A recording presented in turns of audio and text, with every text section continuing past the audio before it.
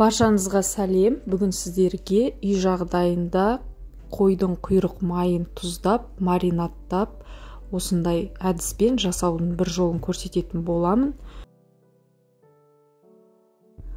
Құйрық майдың пайдасы өте зор болғандықтан, ежелден бері біздің халқымыз осы құйрық майды қолданып келген.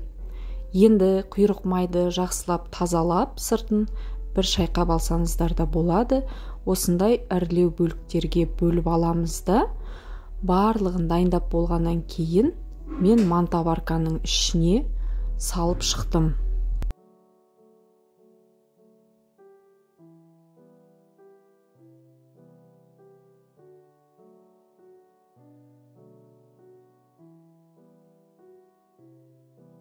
Осылай мантаваркамызға салып аламыз да 35-40 минуттай шамасында пісіріп аламыз.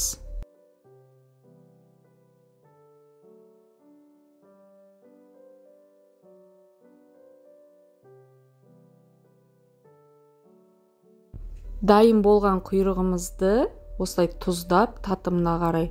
Одан кейін чеснок, менде мұнда кептірілген түрі, қара бұрышты жан-жағынан, екі жағынан жағып, жақсылап сіндіріп аламыз.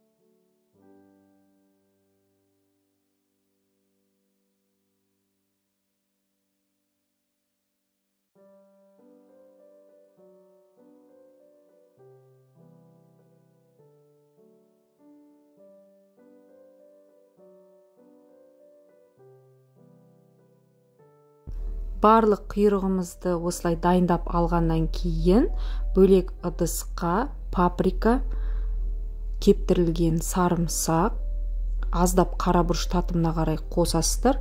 Егер қызыл ащы бұрышты ұнататын болсаңыздар, дәміне қарай қосып жіберсеңіздер болады. Менде тағы да қызыл тәтті паприка түрі болды.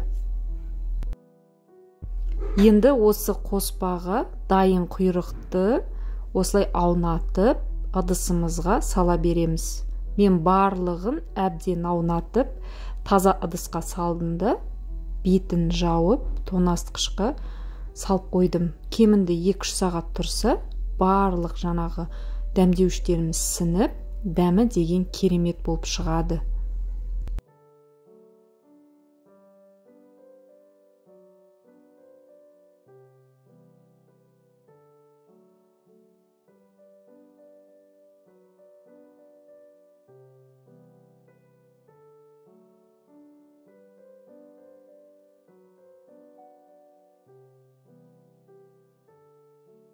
Осы әдіспен құйрық майды жасап көрсеңіздер болады, сіздерге ұнайды деген ойдамын.